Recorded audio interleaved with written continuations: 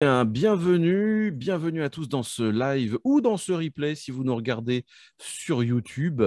D'ailleurs, puisque vous êtes sur YouTube, pensez à vous abonner à cette chaîne. Vous cliquez en bas, là, vous activez la petite cloche et vous laissez des pouces bleus. C'est bon pour nous, c'est bon pour notre référencement. Et puis, tant que vous êtes sur YouTube, laissez-nous aussi des commentaires et des questions. On essaiera d'y répondre dans la foulée.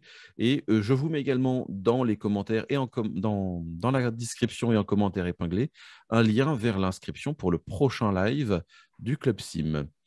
Euh, Aujourd'hui, bonjour Lucien, bonjour Charles. Nous recevons Charles Partakelidis, responsable du développement du marché d'intégration pour la France et la Suisse romande de chez Simons Voss. Bonjour Lucien, bonjour Charles. Bonjour Julien, bonjour Lucien. Bonjour. Je laisse la parole à Lucien pour une petite introduction. Oui, alors tu viens de faire le début de l'introduction, c'est-à-dire de présenter Charles Partakelidis. Et donc, d'ailleurs, pour ceux qui s'en souviennent, nous avons eu déjà le plaisir de le recevoir dans un précédent live du Club Sim. C'était fin mars 2021. Alors, tu me demandais tout à l'heure, avant de démarrer l'enregistrement, Julien, combien de numéros, le combienième numéro, c'était quelle édition du Club Sim? Alors là, je veux dire, j'en sais plus rien parce que ça fait un paquet et on ne compte plus. Quand on aime, on ne compte pas. Hein, c'est bien. Donc voilà. Mais en tout cas, ça fait maintenant presque 2 ans que le Club Sim fonctionne. J'en profite pour dire qu'il va y avoir un petit changement puisque on ne fera plus de live, donc d'émissions en direct parce que peu de gens s'y connectent maintenant, que la vie entre guillemets normale a repris. Donc on va avoir un magazine disponible en replay comme vous le faites déjà massivement puisque grosso modo vous êtes 80% des connexions et elles sont nombreuses, hein, se font sur la page YouTube et donc il n'y avait plus trop d'intérêt à maintenir le live qui nécessite de se connecter à 9h30 avec donc cette contrainte pour les intervenants mais aussi pour ceux qui nous suivent. Donc on va remodeler une nouvelle formule avec plus d'images, plus de reportages, de vidéos, de news. Ça sera encore plus vivant et j'espère que ça vous plaira. En tout cas, aujourd'hui, c'est la dernière émission dans réunion en live, donc avec Simon Voss France, qui est une filiale de l'entreprise allemande Simon Voss Technologies, qui elle-même est partie prenante du groupe américain Allegio. Allegio est un acteur mondial de la sécurité, notamment dans le domaine de la serrurerie et de la fermeture. Son portefeuille de marques comprend de nombreux leaders du marché. Le groupe, qui propose une vaste gamme de solutions, intervient dans divers secteurs comme le résidentiel, aussi bien individuel que collectif, l'entreprise, l'enseignement et bien d'autres encore. Alors, revenons à notre invité du jour, donc à Simons Voss Technologies, qui, pour sa part, conçoit et fabrique des systèmes de fermeture numérique et de contrôle d'accès. Depuis sa création en 1995, l'entreprise a fait du numérique son cheval de bataille. D'ailleurs, Simon Voss est l'un des principaux acteurs qui a révolutionné les installations de fermeture mécanique classiques grâce au digital. Aujourd'hui, une serrure numérique est autre chose qu'un simple système d'ouverture-fermeture. Les nombreuses fonctions supplémentaires qu'elle peut embarquer lui confèrent bien d'autres possibilités. Et ce sont ces possibilités qui évoluent sans cesse que nous allons découvrir aujourd'hui, puisque depuis 14 mois, eh bien, l'entreprise a encore sorti de nouvelles solutions. Eh bien, avant de donner la parole à Charles, nous allons entendre les news. Merci Lucien. Alors, je partage mon écran, lequel c'est celui-là. On est bon, ça marche. Merci Lucien. Alors, news numéro 1, un système de levée de doute intelligent signé Optex. Optex propose un moyen simple et économique d'ajouter de la vidéo à un système d'alarme télésurveillé. L'objectif est de permettre à l'opérateur d'effectuer en temps quasi réel ce qu'il est convenu d'appeler une levée de doute en cas de déclenchement d'une alarme. La solution baptisée Checked Optex consiste à connecter les détecteurs d'intrusion et les boutons de panique aux caméras IP afin de permettre au centre de télésurveillance de visualiser ce qui est à l'origine du déclenchement de l'alarme. L'opérateur reçoit la vidéo en moins de 5 secondes précises Optex. Checked se compose d'une caméra IP, d'une passerelle bridge et d'une solution logicielle hébergée dans le cloud. C'est une solution de levée de doute complète, facile à mettre en œuvre, rapide et précise, qui ne compromet pas l'intégrité du système de sécurité existant. Pour en savoir plus, www.optex-europe.com/fr. Je vous mettrai le lien dans la description et en commentaire épinglé. Francofa Eurodis ouvre sa 20e agence. Le distributeur à valeur ajoutée spécialisé dans le courant faible poursuit son maillage de l'Hexagone en ouvrant une nouvelle agence à Beauvais. Elle couvre le département de l'Oise et fait la jonction entre la région parisienne et Lille tout en étant proche de la Somme. En ligne de mire notamment les villes d'Amiens, Albert, Abbeville et Péronne. L'agence a ouvert ses portes le 20 avril 2022, c'est tout frais. Et son inauguration a eu lieu en grande pompe le 19 mai en présence, entre autres, de 25 fournisseurs. Stéphane Mortelet, qui vient d'être promu responsable de la nouvelle agence, nous explique que la proximité, en apportant une notion de service fort qui vienne tisser des relations les plus étroites, constitue un puissant levier pour élargir notre portefeuille client. Fin de citation. La proximité suppose aussi la présence d'un stock adapté à la demande. Pour ce faire, l'agence Francofa Eurodis de Beauvais dispose d'une surface de stockage de 326 m² où toutes les familles de produits sont disponibles.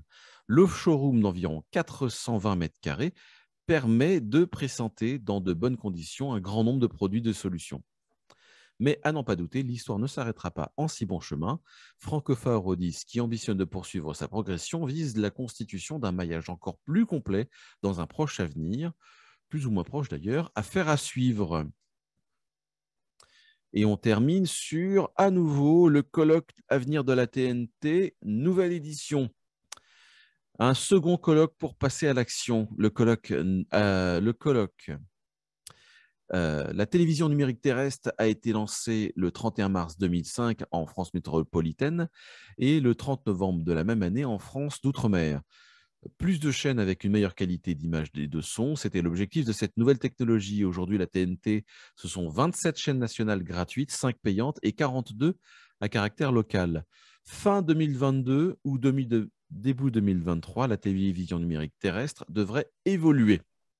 Alors, dans les cartons, il y a un projet de multiplex dit précurseur, regroupant des chaînes TV diffusées au format ultra haute définition, UHD, autrement appelé 4K, ce qu'on appelle la 4K.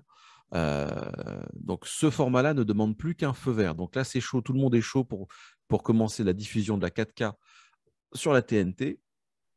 D'ailleurs, de grands événements mondiaux comme la Coupe du monde de rugby en 2023 et les JO de Paris en 2024 devraient être diffusés dans ce format. Mais il y a encore du boulot. Tout reste à faire pour que la TNT soit prête. Et mi-juin 2021, plus de 300 professionnels, souvenez-vous l'année dernière, plus de 300 professionnels et acteurs de la filière audiovisuelle ont participé au colloque Avenir de la TNT organisé par Smart Intégration Mag pour mettre en perspective la modernisation de la plateforme TNT. Depuis cette date, la loi a prévu le principe de cette modernisation. Il faut maintenant la mettre en œuvre. C'est l'objectif de cette nouvelle édition du colloque Avenir de la TNT qui se déroulera le mardi 20 septembre 2022 à la Maison de l'Artisanat à Paris. Pour en savoir plus, www.colloquetnt.com. Je vous mets toutes ces informations-là dans la description. Et voilà pour les news. Je cède à présent pour de vrai la parole à Charles Partakalidis de Simons Voss. Écoute, merci Julien, merci aussi Lucien pour votre accueil et puis pour me recevoir pour la deuxième fois. Et puis, très content de finir le cycle des lives, d'être là pour ce dernier live du magazine. C'est très sympathique à vous. Écoutez, j'ai partagé donc mon écran. Hop. Tiens.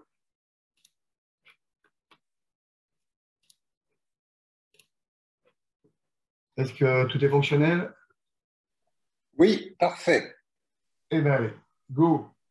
Donc, écoutez, avant je dirais, d'avancer sur l'objet du jour, qui est d'évoquer donc la partie serrure électronique et pourquoi maintenant on est plus que sur des serrures électroniques basiques, je dirais, qui vont faire juste l'essentiel de la sécurité, mais on essaie d'aller un peu plus loin sur les solutions apportées.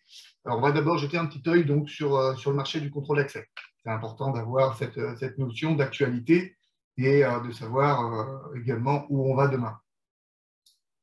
Donc, au niveau du marché du contrôle d'accès, au niveau déjà, premièrement, mondial, il est intéressant de voir que c'est un marché qui est en pleine croissance, puisque voilà, les spécialistes nous annoncent donc en 2025 un marché à 12,8 milliards de dollars, partant de 2020 à 8,6 milliards. Donc, plusieurs agences spécialisées, dont Market and Market ou Transparency Market Research, annoncent donc des progressions de entre 7 et 8%, je dirais, par an sur le marché du contrôle d'accès au global, donc c'est-à-dire des produits filaires, également des produits autonomes. Donc, c'est bien, c'est un marché qui a vent en poupe, alors pour différentes raisons. Bien sûr, concernant la sécurité, on a tous, voilà, tous au fait, je dirais, des actualités, qu'il y a beaucoup maintenant de vols, de vandalisme, mais également liées aux attentats et, je dirais, à la Covid, puisque la Covid, au niveau de tout ce qui est établissement de santé, nous a permis réellement de faire un gros boom au niveau des équipements et donc de permettre à l'équipement de nouvelles portes en contrôle d'accès.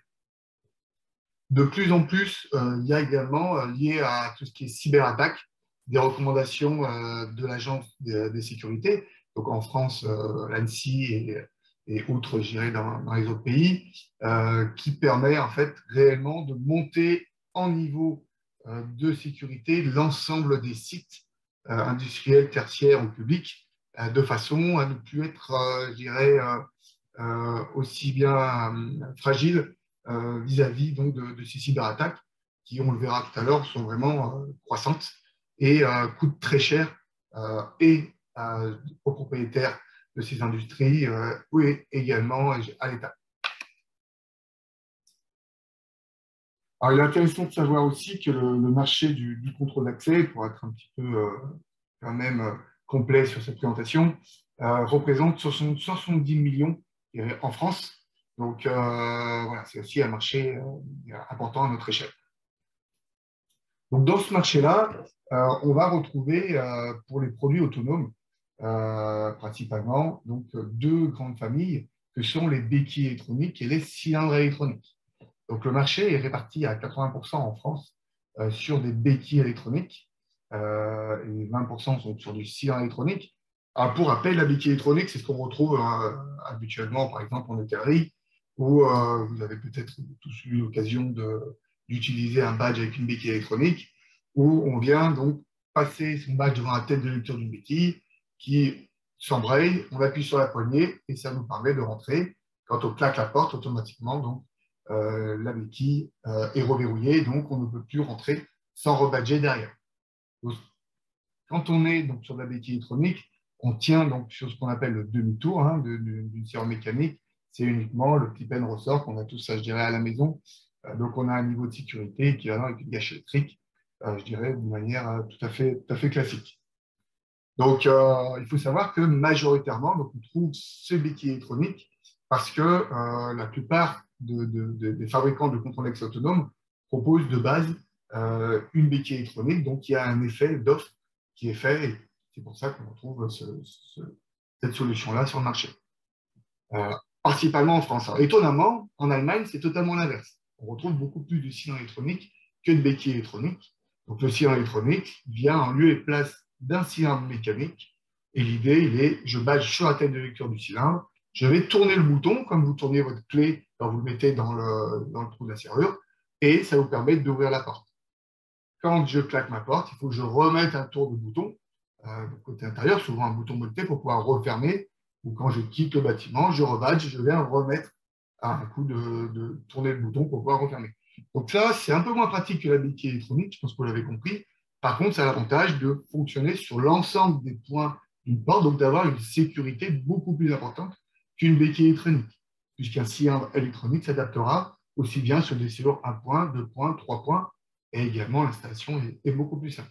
C'est pour ça qu'en Allemagne, qui sont voilà, très à cheval sur la sécurité et ont ce besoin, je dirais, de confiance dans le bâtiment, et bien, dans ce cas-là, on est beaucoup plus sur du cylindre électronique.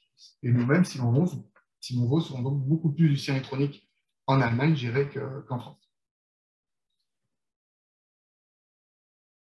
Il est intéressant aussi de voir qu'il y a deux types également de solutions offline ou online, je dirais, de solutions de gestion du logiciel.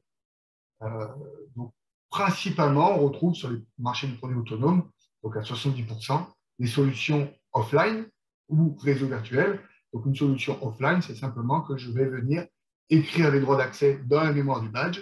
J'ai un logiciel avec un encodeur et quand je modifie mes droits d'accès, je viens encoder le badge et donc la personne est autorisée à passer sur les cylindres, les béquilles électroniques qui, eux, ne sont pas connectés directement. C'est-à-dire que si j'ai besoin de récupérer de l'historique de passage, savoir qui est passé à quelle heure, je viens récupérer cet historique directement en fait, sur la serrure et je viens la rapporter au logiciel. Ou si je suis avec des bornes actualisatrices, donc des réseaux virtuels, ici, c'est quand je viens badger sur mon lecteur d'entrée que je viens récupérer ces informations de passage. Donc ça, c'est une solution intéressante, mais on n'a pas d'interactivité sur ce type de solution. Et c'est vrai que c'est une solution qui est souvent utilisée quand je veux régler des problèmes de clés. Donc, dans tous les types de bâtiments, on a de l'organigramme mécanique avec des clés mécaniques, des passes généraux, des passes partielles, des largures. Et donc, on vient en fait remplacer ces cylindres mécaniques et ces clés mécaniques par des solutions de cylindres de béquilles électroniques offline avec des badges et qui vont me permettre donc du coup de modifier à volonté les droits d'accès et de l'avoir donc également de la gestion de plage horaire ou de l'historique des passages. Donc ça, c'est une solution donc, qui est majoritaire sur le marché, mais on va maintenant beaucoup plus vers le online. Donc aujourd'hui, la part du online représente uniquement 30%, mais par contre va s'accroître dans certainement les années à venir. Donc le online, c'est un peu le même principe que le offline, à la différence que quand je viens passer mon badge devant la tête de lecture du cylindre de la béquille électronique, à travers un routeur radio ou une passerelle radio, je vais remonter ces informations-là directement au système de contrôle d'accès. Donc on est sur une solution temps réel avec de l'immédiateté et également beaucoup plus d'interaction. Ça peut très bien être, je viens badger, automatiquement ça m'ouvre la porte et en même temps mon système de contrôle d'accès va par exemple, ce qu'on retrouve de plus en plus dans le smart building, afficher sur un écran de visiteur bonjour, cher Partakélis, bienvenue, vous êtes attendu à tel étage. Voilà, différentes fonctionnalités d'interaction grâce à cette instantanéité. Donc, c'est vrai que c'est également une solution pour laquelle les donneurs d'ordre sont vraiment, je dirais friands et vont beaucoup à cette rotation parce qu'il y a aussi beaucoup d'interactions avec la vidéosurveillance. Puisque sur un système de sécurité, il y a deux éléments. Il y a les accès et puis également vérifier si les personnes sont bien les bonnes personnes qui passent au bon endroit. Donc, il y a beaucoup d'interactions avec des scénarios qui permettent, si une personne est refusée sur une béquille ou un cylindre, de savoir via un petit message, un petit pop-up, une vidéo, 5 secondes avant, 5 secondes après, si c'était bien la bonne personne qui était détenteur du badge. Il y a aussi une grosse différence financière entre ces solutions offline et online, puisque pour une porte, en offline, on est à peu près à 350 €, indicatif une porte, quand on est à 500 € sur une solution online. C'est ce qui fait aussi qu'on a tendance, pour des raisons financières, à aller un peu plus sur les solutions offline, sachant qu'on estime à peu près un coût d'une porte en filaire, donc câblée, à 2 000 €. Donc, on reste, même en online, beaucoup moins cher que si je devais tirer des fils sur ma porte, avec un niveau de sécurité tout aussi important.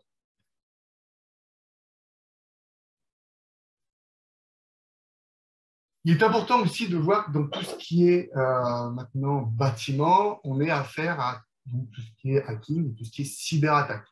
Donc là, j'ai pris un extrait de l'ANSSI qui a édité donc, un panorama de la menace informatique, où dedans, on peut voir que en fait, il y a une augmentation d'intrusions avérées et signalées, parce qu'il y a évidemment tout ce qui n'est pas signalé, mais ici, donc, on a pu donc, enregistrer tout ce qui était signalé, de 37% donc entre 2020 et 2021. Donc ça veut dire que maintenant, on n'est plus du tout sur l'ordre de l'imaginaire ou de la science-fiction sur ces cyberhacking. On est maintenant sur l'ordre du réel. Il faut savoir que le nombre de cyberattaques en France, 2020 par rapport à 2019, a été multiplié par 4. Donc il y a vraiment une croissance de ces attaques qui sont indirectement aussi liées au contrôle d'accès. Il faut savoir que 71% des cyberattaques sont liées à des motivations financières, mais il y a également tout ce qui est vol de propriété intellectuelle, qui est en deuxième position, et également tout ce qui est espionnage. C'est pour ça que les analystes donc prédisent en fait que les coûts associés à la cybercriminalité vont croître de 15% par an dans les 5 prochaines années. Donc c'est vraiment quelque chose qui est assez, je dirais, coûteux et qui va venir peser également sur les budgets plus tard donc, des sociétés et des établissements publics. Personne n'est à l'abri, hein, même des grands groupes, par exemple comme Acer, a eu récemment, enfin plutôt en 2021, une attaque avec une demande de rançon de 50 millions de dollars, donc quelque chose réellement c'est la plus grosse demande de rançon qui avait été faite. Donc, personne n'est à l'abri. Un dernier point à avoir en tête, c'est qu'effectivement, l'évolution du marché du contrôle d'accès et la gestion des accès vers le smart building. C'est vrai que maintenant, on n'est plus du tout sur un monde clos et on va sur un monde ouvert d'interconnexion et de tout ce qui, de base, était géré indépendamment, comme le contrôle d'accès, l'intrusion, avec voilà, des systèmes propriétaires, vers maintenant une interopérabilité qui va nous permettre d'avoir différentes possibilités de scénarios. C'est pour ça qu'on va également rajouter tout ce qui est GTB, GTC, gestion donc, du chauffage, de la clim, gestion de l'éclairage, nous permettant, par exemple, on a déjà le cas aujourd'hui pour tout ce qui est résidentiel, ça vous est peut-être arrivé à certains, d'aller pouvoir voilà, récupérer directement des colis dans une boîte de consignes, au préalable en tapant un code ou un badge ou une ouverture par smartphone. Ou alors, je dirais également des accès à tout ce qui est Airbnb en termes de location. Dans tout ce qui est tertiaire, on a beaucoup maintenant également une offre qui se crée suite à la Covid à tout ce qui est flex office. Donc, on va réduire le surface au sol au niveau des bureaux, puisqu'on voit que maintenant que les bureaux ne sont pas forcément avec le télétravail plein en permanence, et on va permettre aux personnes de réserver un accès à des bureaux ou des salles de réunion et récupérer donc directement à l'entrée du bâtiment dans des casiers ces affaires pour pouvoir après aller s'installer en endroit réservé. Pareil, la réservation de places de parking. Donc tout ça, voilà, et maintenant, et va être de plus en plus dans le marché totalement connecté. Donc on a besoin à ce que le matériel, le hardware, soit également de plus en plus performant en termes de solutions, mais également soit de plus en plus sécurisé pour ne pas être, je dirais, une porte d'entrée, cette fois-ci, à des personnes malveillantes et à tout ce qui est cyberattaque et IT. Donc, voilà, les serrures électroniques, c'est plus maintenant uniquement de la gestion de dossier, de la gestion d'organigrammes, mais on va aller, je dirais, un petit peu plus loin en proposant, alors bien sûr, des solutions comme on l'a ici sur du cylindre électronique, qui est arrivé effectivement chez nous, comme tu as dit, Lucien, il y a 14 mois, en online ou donc en offline, pour les raisons qu'on a évoquées tout à l'heure, également en solution Bluetooth ready, donc On n'est plus maintenant que sur la technologie RFID, badge, puisqu'il faut permettre d'avoir de la dématérialisation et donc pouvoir rentrer avec du smartphone. Donc, il est également Bluetooth Low Energy qui donc permettra de rentrer avec le smartphone au même titre qu'un badge. Avec donc de la gestion, pareil, à distance au niveau des droits d'accès. Mais comme c'est important que le produit puisse ne pas être une porte d'entrée à donc de l'insécurité, on intègre maintenant chez Simoros un Secure Element. Donc, un Secure Element, c'est donc un petit processeur qui est dans le corps du cylindre et pas dans le bouton, qui permet en fait de séparer la partie contrôle d'accès de la partie clé de sécurité, clé de chiffrement. Toute la partie clé de chiffrement est dans ce processeur qui est dans le corps du cylindre, qui est lui-même protégé par une capsule anti-perçage. De sorte que si quelqu'un vient demain casser le bouton électronique pour se dire bah, je vais l'analyser chez moi tranquillement de façon à pouvoir récupérer des informations et demain me créer un badge clone ou je dirais un électronique, un hardware qui me permettra de rentrer directement dans le cylindre, ça n'est plus possible puisqu'il n'y a plus de niveau d'information de sécurité dans le bouton de l'électronique. On retrouve déjà ces notions de Secure Element dans tout ce qui est carte à puce que vous utilisez tous les jours et également pour certains dans Apple, dans tout ce qui est smartphone, donc iOS, qui intègre ce niveau de sécurité.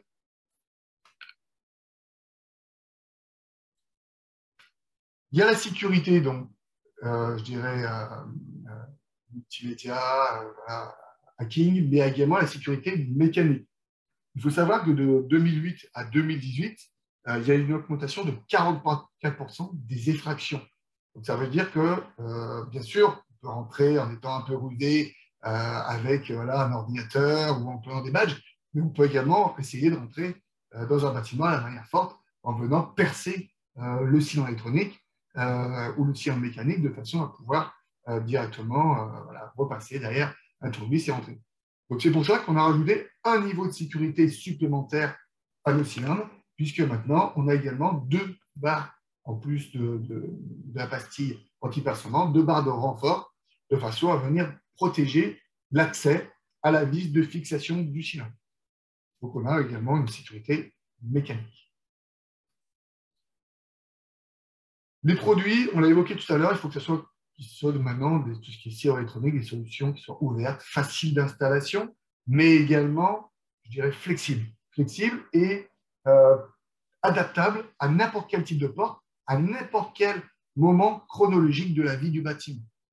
C'est-à-dire que le produit qui doit être installé doit pouvoir demain être installé sur une autre porte, voire pour certaines personnes qui sont en location, installé sur d'autres bâtiments. C'est pour ça qu'on a rajouté cette notion de modularité au niveau du cylindre, avec la possibilité de venir l'adapter à la bonne épaisseur de porte. Et je dirais même, on a des clients qui achètent des cordes cylindres, des clients type hospitalier, ils vont, en fonction des besoins d'équipement, monter leur cylindre électronique et l'installer sur la porte. Demain, la porte n'a plus à être sécurisée, on va pouvoir démonter le cylindre électronique, le réadapter de la bonne dimension et l'installer sur une porte. Et ça, tout le long de la durée de vie du cylindre électronique. Également, les produits doivent être certifiés. On ne peut plus maintenant, je dirais, s'auto-certifier, je dirais, congratuler ou annoncer qu'on peut être capable de faire ci, ça. Tout doit passer par un contrôle, je dirais, externe. Et nos produits sont testés par rapport à une norme allemande, qui est la DIN EN 15684, qui est une norme européenne, en termes de méca-électronique. Donc, c'est une norme qui est commune à plusieurs solutions. Et donc, nos produits ont été testés et approuvés à 1 500 000 cycles. Encore une fois, dans l'idée, pareil, que l'investissement qui soit fait sur le matériel soit un investissement de long terme et pas du matériel qui va être, je dirais, utilisé 3-4 ans, puis jeté, ce qui n'est pas du tout, je dirais, écologique et économique. Les produits, également, ont un niveau d'étanchéité important, de façon à ce qu'ils puissent être mis dans toutes les configurations de portes d'un bâtiment, aussi bien pour des portes intérieures que des portes d'entrée. Voilà, c'est vraiment un point, je dirais, important également dans la vie du bâtiment. Un autre point qui est super important, puisqu'on est sur du serrure électronique, voilà, beaucoup de clients, beaucoup moins maintenant, mais avant, avaient peur de l'autonomie d'un scellé électronique et avaient la crainte de devoir être sans cesse en train de changer les piles. Voilà, ce niveau a été largement, je dirais, passé, déjà depuis longtemps, hein, chez Simon-Vos, puisqu'on avait déjà un cylindre électronique à transpondeur qui permettait d'aller très très loin en termes d'autonomie. Et là, donc, ce nouveau cylindre électronique AX permet d'aller à une autonomie de 100 000 manœuvres, donc c'est à peu près 3 à 4 ans d'autonomie, mais également jusqu'à 12 ans en mode veille. C'est aussi le gros avantage du cylindre électronique par rapport à une béquille électronique, c'est qu'en termes d'usage, il est beaucoup moins sollicité, puisqu'un cylindre électronique, je vais badger pour l'ouvrir, il va rester ouvert tout le temps où je vais faire mon passage, par exemple sur un bureau, et je le refermerai uniquement quand je quitterai mon bureau. C'est pour ça qu'on peut aller très loin en termes d'autonomie, mais ces autonomies, en solution online, ces niveaux de piles basses, sont également remontés de façon, encore une fois, à pouvoir monitorer mon produit et avoir ces informations en termes de suivi.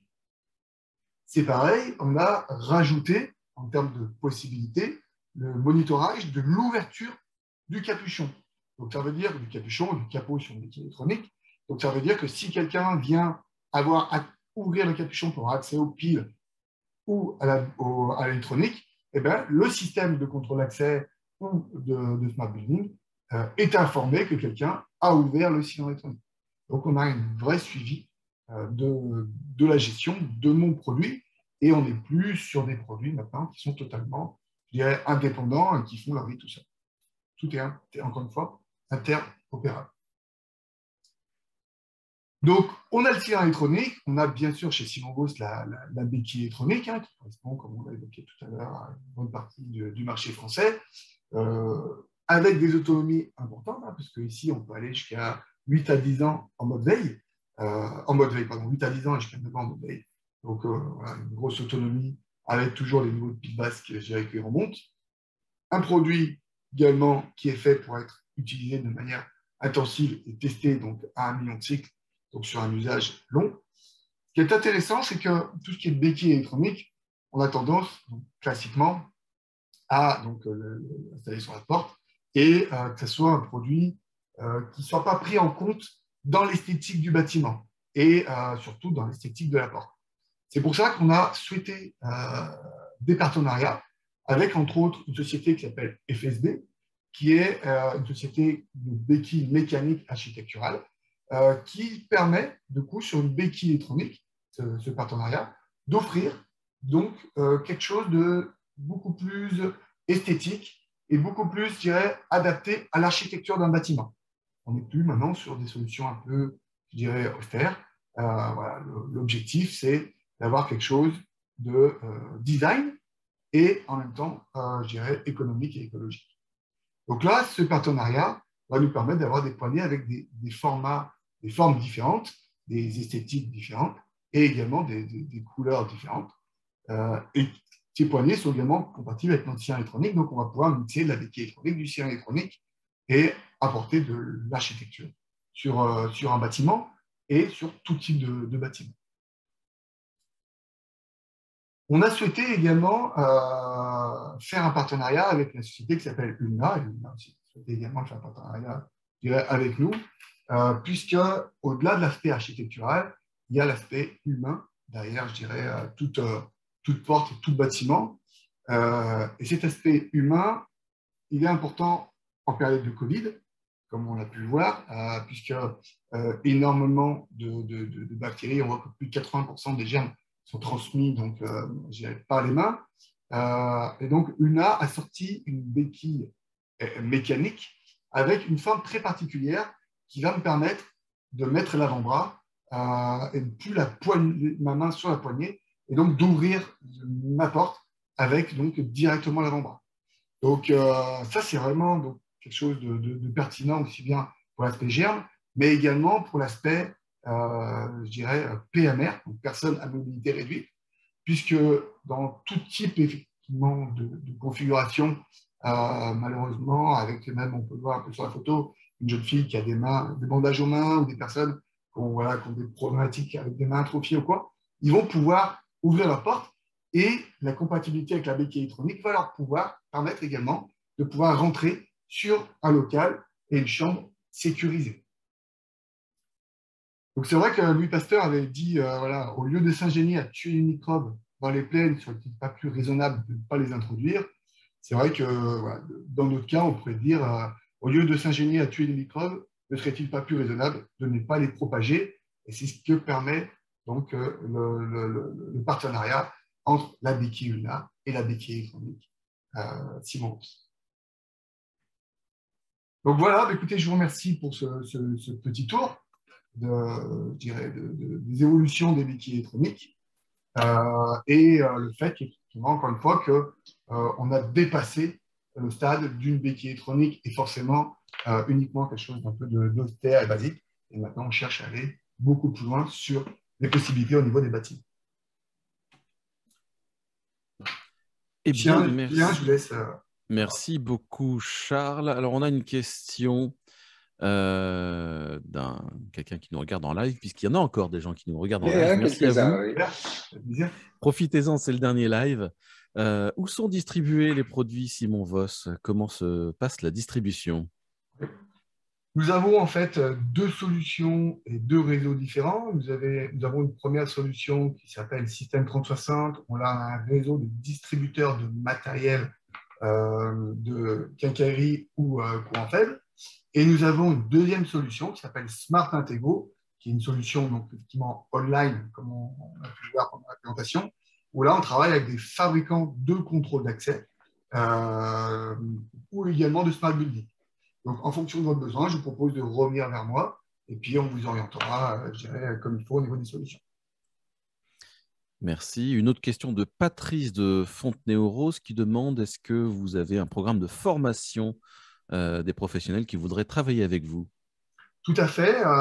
C'est une très bonne question puisqu'en début d'année, nous avons mis en place une certification qu'on appelle CIPRO, donc Smart Intego Installer Programme, qui permet sur 2 jours de venir chez nous, donc dans nos bureaux à Noisy-le-Grand, d'être formé sur l'ensemble de nos produits en hardware, et également de notre logiciel, donc le software, et à la fin d'avoir une petite QCM pour avoir une certification sur les produits de la gamme Smart Intego. Avec plaisir de vous accueillir. Alors, une autre question de Camille du Plessis-Trévise, c'est à côté de Noisy-le-Grand, justement, une voisine qui demande s'il est possible de raccorder vos solutions online sur des systèmes domotiques tiers. Oui, tout à fait. Nous avons déjà des partenariats avec, par exemple, la société JDOM, ou Smart Home Europe, et nous avons déjà fait des projets de domotique, sans problème. Merci. Moi, j'avais une question. Est-ce que ça marche dans le milieu médical, les poignées sur lesquels on les touche avec autre chose que les mains? Tout à fait. Notre poignée avec la compatibilité ULNA, ULNA a déjà équipé des hôpitaux. Et effectivement, l'association entre les deux, puisque le niveau de sécurité dans les hôpitaux est de plus en plus monté, voilà, lié à différentes problématiques qu'on a évoquées tout à l'heure. Donc, sans problème, on a la possibilité de la mettre également dans le milieu hospitalier. Oui, au milieu hospitalier où il faut vraiment avoir les mains propres et on a l'image donc du chirurgien qui se balade avec les mains comme ça, effectivement.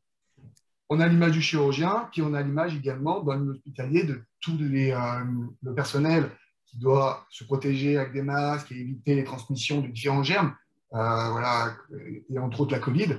Et donc là, ça permet à l'ensemble du personnel de se déplacer dans l'ensemble du bâtiment sans avoir à toucher les poignets. Donc c'est intéressant pour eux-mêmes, mais c'est également intéressant pour l'hôpital. On parle d'hôpital, mais ça peut être également des maisons de retraite, hein, des établissements d'EHPAD également, où pareil, on essaye de préserver les personnes des contaminations.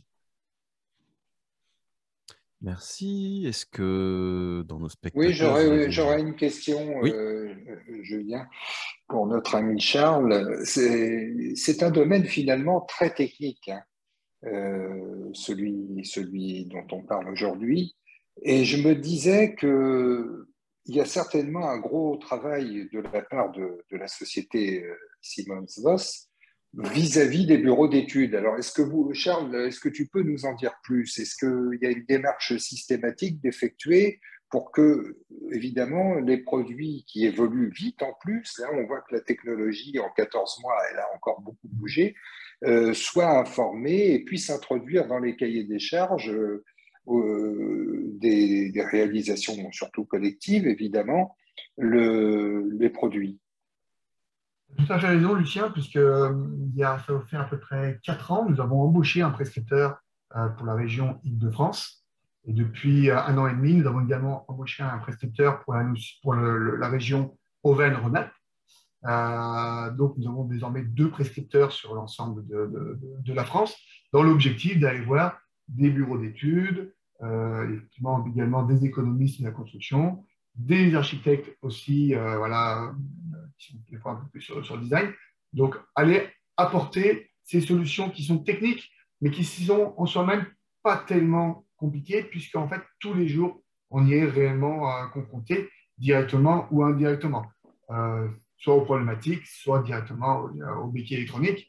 Donc, c'est vrai qu'on a, je dirais, 2 missionnaires qui vont prêcher la bonne parole auprès de ces activités-là de bureaux d'études. Mais également, l'ensemble de nos commerciaux sont également prescripteurs.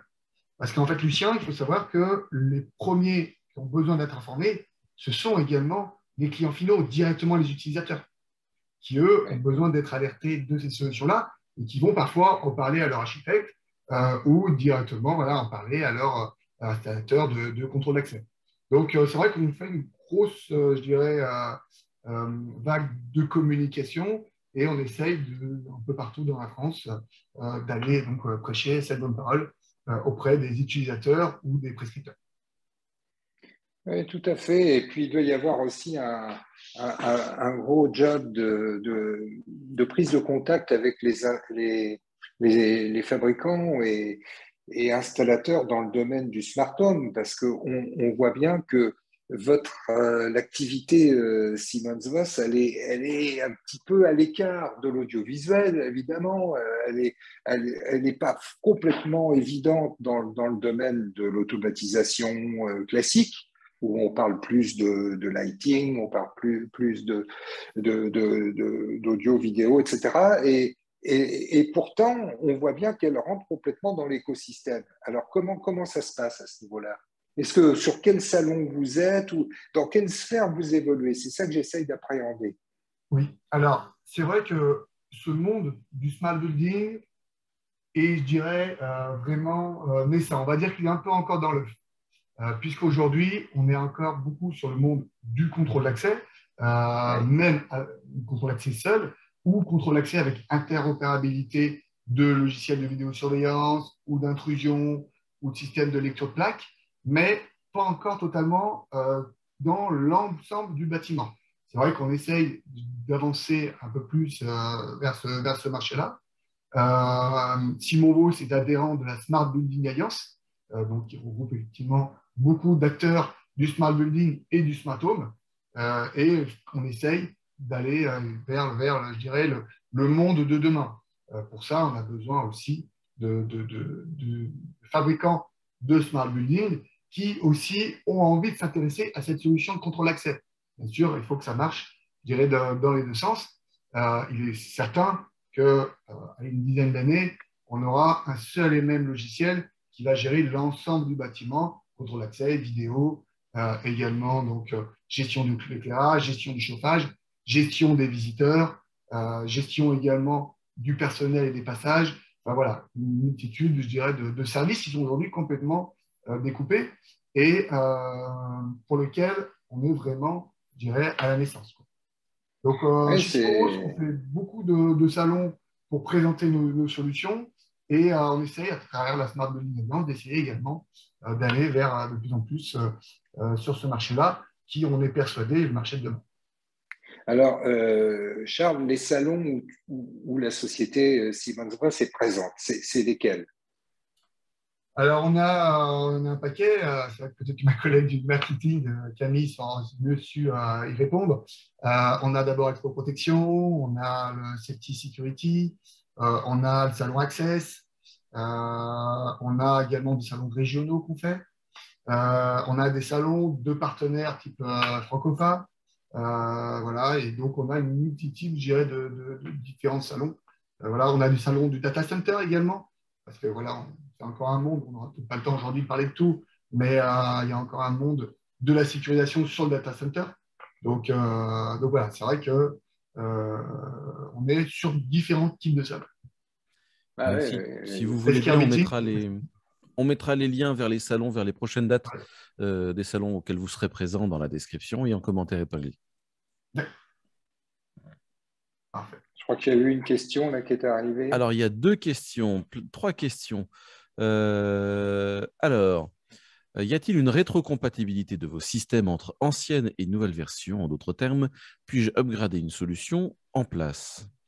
Complètement. Complètement, c'est vraiment, je dirais, un credo chez Simovo, c'est la rétrocompatibilité, de sorte de permettre à nos clients qui nous ont fait confiance, aux clients utilisateurs, de pouvoir, malgré l'évolution des produits, continuer à faire fonctionner leur ancienne solution. Donc, l'ensemble de nos gammes, 3060 ou Smart Intego, ont des produits qui sont rétro-compatibles avec les premiers sortis, pour certains en 2000 et d'autres en 2014. C'est vraiment un point important, c'est un point important de l'évolution du bâtiment, puisque voilà, le but, c'est d'avoir des bâtiments qui sont économiques et évolutifs. Donc, on a vraiment pris ça en compte. Donc, ça veut dire qu'une ancienne solution peut être upgradée et une nouvelle solution peut être compatible avec les anciennes. Exactement. D'accord. Exactement. Ça, c'est vrai, tout à fait. Les upgrades sont matériels et logiciels? Ils sont souvent logiciels. D'accord. Une autre question, quels sont vos marchés les plus importants, éducation, hôpitaux, résidentiels? Alors, nos marchés les plus importants, c'est d'abord tout ce qui est public, tout ce qui est ville, tout ce qui est également lié à, bien sûr, l'éducation, tout ce qui est après, par la suite, santé.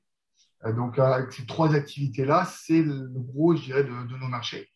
Euh, on va très peu sur l'hôtellerie. On est sollicité pour l'hôtellerie, mais on y va peu. Mais je dirais les principaux clients qu'on équipe, ce sont des villes, ce sont des lycées, ce sont des EHPAD, des hôpitaux. On équipe également des parcs d'attractions et de loisirs. On équipe par exemple un parc comme Walibi, voilà, et autres. On équipe également le zoo de Vincennes.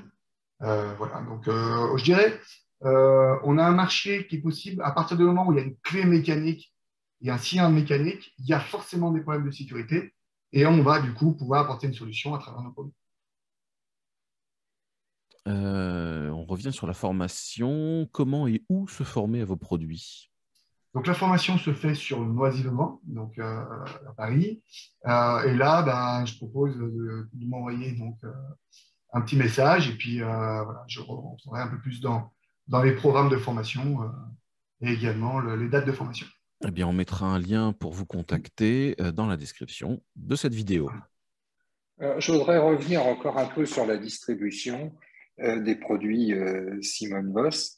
Donc, qu'est-ce qui se fait actuellement? Il y a la grande distribution, et puis est-ce que on a, enfin, spécialisé, on a parlé de Francofa tout à l'heure, et je pense qu'il y en a d'autres, mais est-ce qu'il y a des possibilités pour un intégrateur de travailler directement avec l'entreprise ou pas?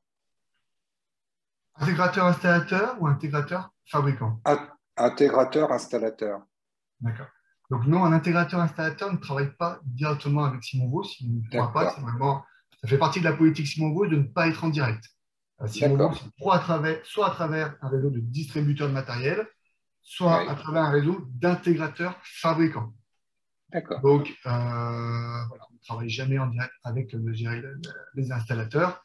Le but, c'est soit à travers le réseau de distribution qui est cet intégrateur, installateur, du soutien en local, puisqu'on a en fait un réseau qui s'appelle KLS World Program Partner, donc de distributeurs agréés qui viennent chez nous être formés, qui ont également du personnel mis à disposition pour nos produits qui sont un peu, on dirait, comme des concessionnaires, voilà, je dirais Simon Boss, qui ont également le procès de tout ce qui est SAV, qui ont du matériel, je dirais, en stock.